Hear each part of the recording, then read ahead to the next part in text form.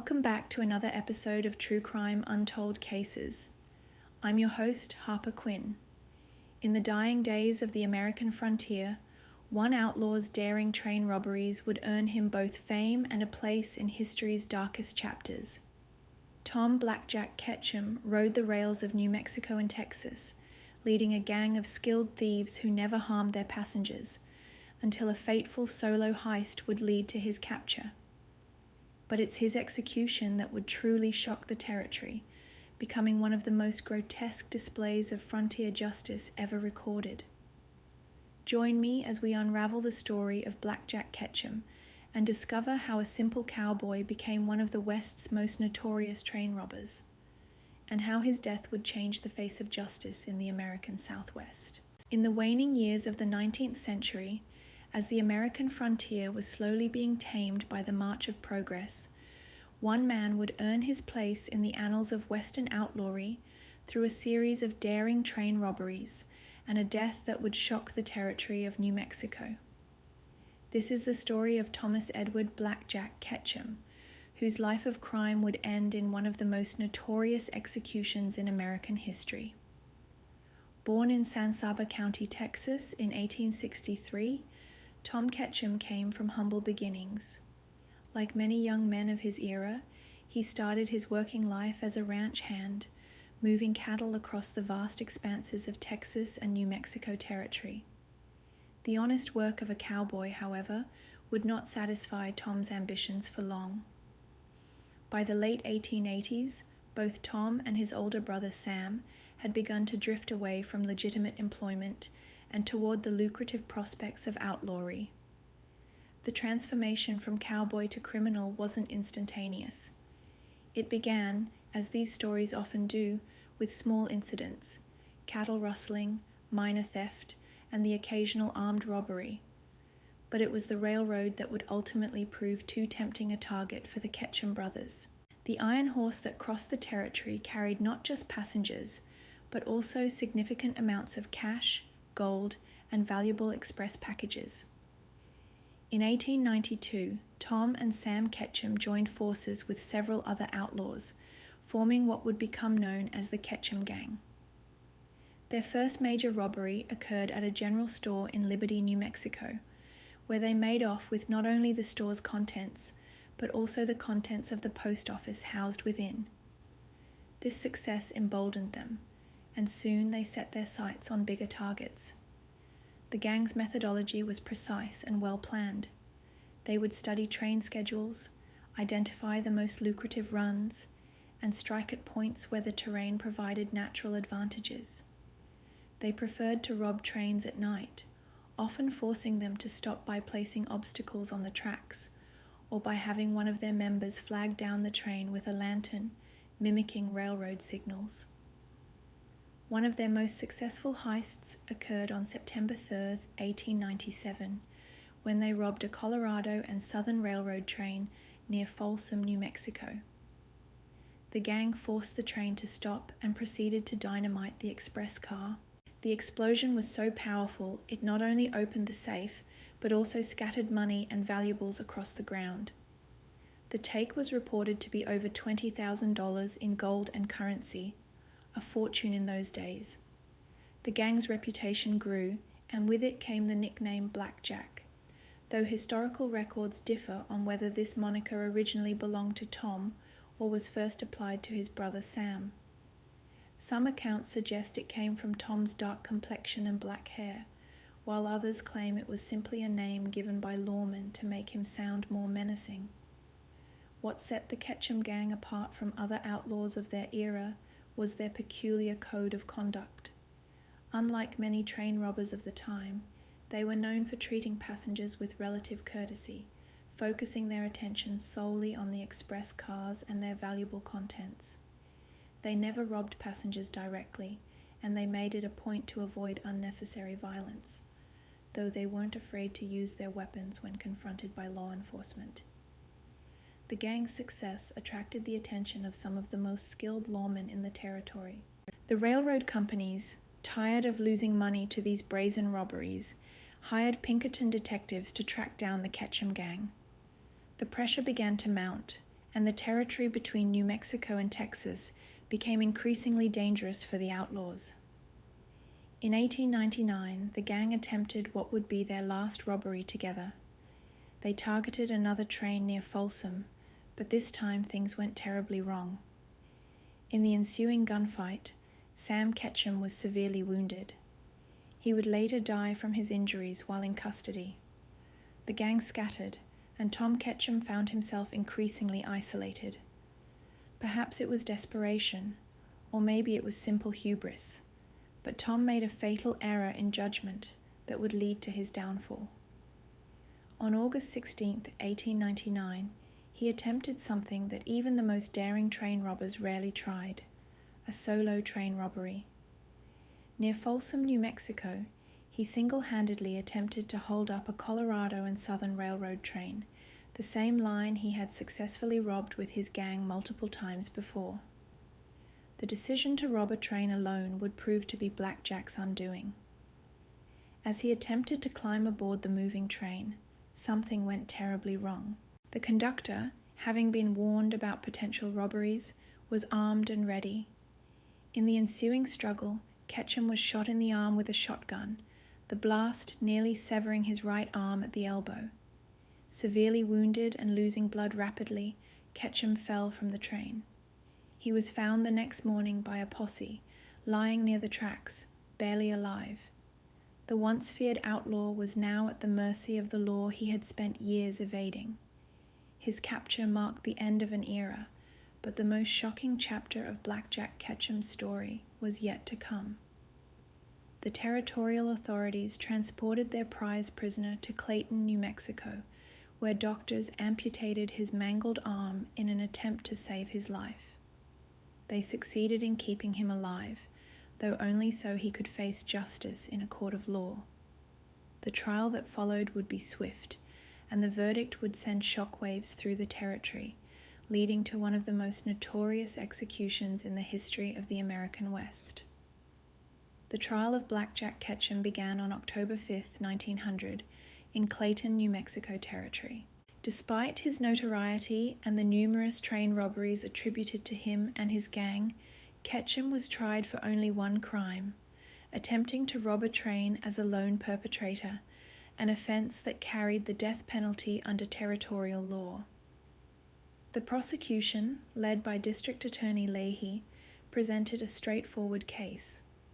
Multiple witnesses identified Ketchum, and the evidence of his failed robbery attempt was irrefutable. Ketchum's defense team attempted to argue that the territorial law making train robbery a capital offense was unconstitutional, claiming it constituted cruel and unusual punishment. They also questioned whether a failed attempt should carry the same penalty as a successful robbery. The jury, however, was unmoved by these arguments. After deliberating for only minutes, they returned with a guilty verdict. When asked if he had any last words before sentencing, Ketchum reportedly displayed the same bravado that had characterized his life as an outlaw. He stood up, his empty right sleeve a stark reminder of his failed final robbery, and declared, "I would rather be hanged than spend 20 years in the penitentiary." Judge Mills granted his wish, sentencing him to death by hanging. The date was set for April 26, 1901. As Ketchum awaited his fate in the Clayton jail, he became something of a celebrity. Journalists from across the territory and beyond came to interview the condemned man. He gave several interviews, speaking candidly about his life of crime.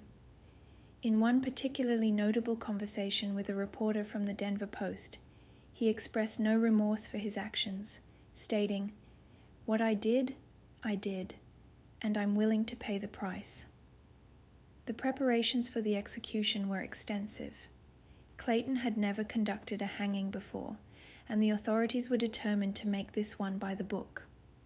A scaffold was constructed specifically for the occasion, built to specifications provided by professional hangmen. The execution would take place in the yard behind the courthouse, where a high fence was erected to keep out unauthorized spectators. However, crucial mistakes were made in the preparations.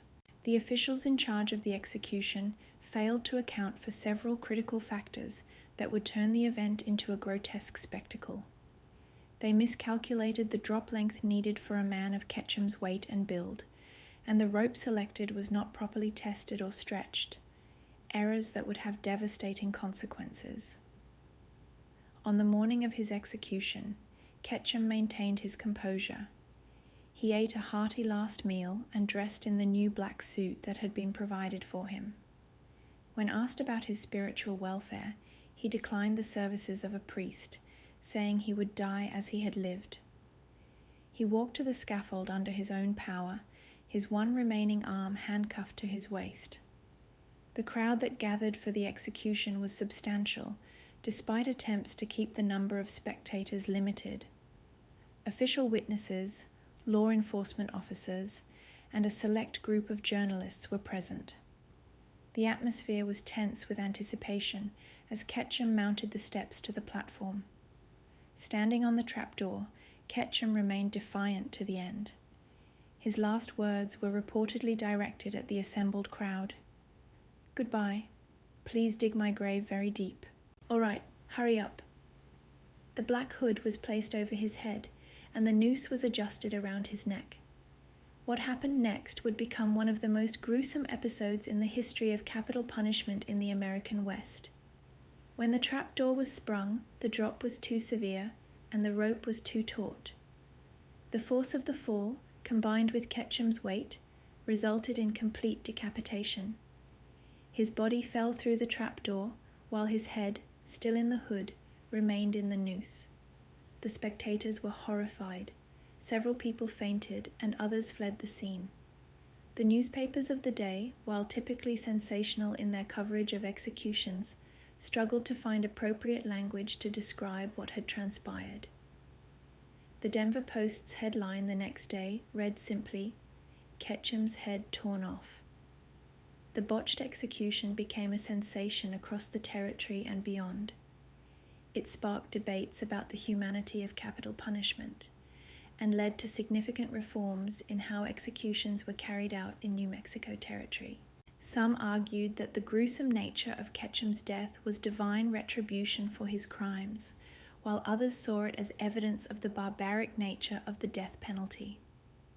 In the aftermath of the execution, Clayton's undertaker faced the macabre task of preparing Ketchum's remains for burial. The outlaw was interred in the Clayton Cemetery, where his grave became an immediate attraction for curiosity seekers. The wooden marker that initially marked his resting place was repeatedly stolen by souvenir hunters, leading the town to eventually replace it with a more permanent stone. The death of Blackjack Ketchum marked more than just the end of one man's life. It symbolized the closing of an era. The days of the train-robbing outlaw were drawing to a close as law enforcement became more organized and efficient, and railways improved their security measures. The wild frontier that had given birth to characters like Ketchum was rapidly disappearing. But the legend of Blackjack Ketchum lived on, growing with each retelling. His story became part of the folklore of the American West, embellished and romanticized over time. The tales of his exploits, his capture, and his gruesome end were passed down through generations, ensuring that the name Blackjack Ketchum would never be forgotten in the annals of frontier justice. The legacy of Blackjack Ketchum and his infamous execution would have lasting repercussions throughout the American Southwest. In the years following his death, the territory of New Mexico significantly reformed its execution protocols. The Clayton incident, as it came to be known in legal circles, led to the implementation of strict guidelines regarding rope selection, drop calculations, and the qualifications of execution personnel. The Ketchum gang's impact on railroad security also proved enduring. The Colorado and Southern Railroad, which had been their primary target, invested heavily in armed guards and new security measures. They began installing stronger safes, implementing more sophisticated communication systems between stations, and training their personnel in anti-robbery tactics. Other railroads across the territory followed suit, making train robbery increasingly difficult and dangerous for would-be outlaws. Several artifacts from Ketchum's life and death became macabre collector's items. The rope used in his execution, despite its gruesome association, was cut into pieces and sold as souvenirs. The scaffold was dismantled, and pieces of it were distributed among various collectors of Western memorabilia. Even today, some of these artifacts can be found in small museums throughout New Mexico and Texas. The site of Ketchum's most notorious robberies near Folsom became something of a tourist attraction. Local guides would point out the exact spots where the gang had stopped trains, and the bullet holes in rocky outcroppings where shootouts had occurred remained visible for years. The Folsom Museum today still maintains a collection of items related to Blackjack and his gang, including photographs, newspaper clippings, and some personal effects recovered after his capture. One of the most interesting aspects of Ketchum's legacy was the impact his case had on territorial law. The statute under which he was convicted, making train robbery a capital offense, was later challenged in several cases. Defense attorneys would often cite the Ketchum case as an example of excessive punishment, particularly in cases where no lives were lost. Eventually, the law was modified to allow for more discretion in sentencing. The historical record has preserved several fascinating details about Ketchum's time in custody. Prison logs show that despite his injury and impending execution, he remained in relatively good spirits. He would often engage in lengthy conversations with his guards, sharing stories about his life on the frontier. One guard's diary, discovered decades later, recorded that Ketchum had expressed regret not about his crimes, but about attempting that final robbery alone. "A man who tries to rob a train by himself," Ketchum reportedly said, "is either a fool or desperate. I reckon I was both." The aftermath of Ketchum's execution also had an unexpected effect on the town of Clayton. The publicity surrounding his death brought an influx of visitors to the small community, many hoping to see where the infamous outlaw met his end. Local businesses, particularly saloons and hotels, experienced a boom as curiosity seekers arrived from across the country. This macabre tourism continued for several years, with some establishments even offering blackjack special drinks or meals. Perhaps most intriguing were the numerous legends and ghost stories that arose in the years following Ketchum's death. Railroad workers along the Colorado and Southern Line reported strange lights and unexplained phenomena at sites where the gang had committed their robberies. In Clayton, the old jail where Ketchum was held became the subject of local folklore, with some claiming to hear the sound of boots on wooden steps or see a one-armed figure in the shadows. The historical significance of Ketchum's case extended beyond the realm of criminal justice. It represented a crucial moment in the transition from the wild frontier to a more ordered society. His execution, though botched, demonstrated that even the most notorious outlaws could no longer operate with impunity. The era of the train-robbing gangs was drawing to a close, giving way to more organized and sophisticated forms of crime. In the decades that followed, numerous books, articles, and even a few films attempted to capture the story of Blackjack Ketchum. Some portrayed him as a ruthless criminal who received his just deserts, while others painted him as a tragic figure, a product of a dying way of life. The truth, as is often the case, likely lay somewhere in between. What remains undisputed is the impact his story had on the American Southwest. The tale of Blackjack Ketchum became a cautionary legend, told and retold around campfires and in saloons throughout the territory. It spoke to the harsh realities of frontier justice and the thin line between life and death in the American West. Today, visitors to Clayton can still find Ketchum's grave in the local cemetery. The headstone, replaced several times over the years due to souvenir hunters, bears a simple inscription with his name and the date of his death. It stands as a quiet reminder of one of the most notorious episodes in New Mexico's territorial history, and of a time when the law of the six-gun gave way to the rule of law.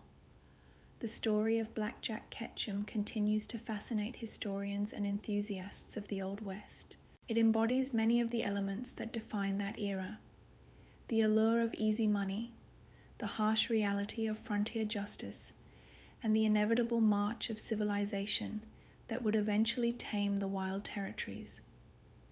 His tale serves as a bridge between the mythic West of popular imagination and the historical reality of a territory in transition, where the old ways were giving way to the new, sometimes in shocking and violent ways.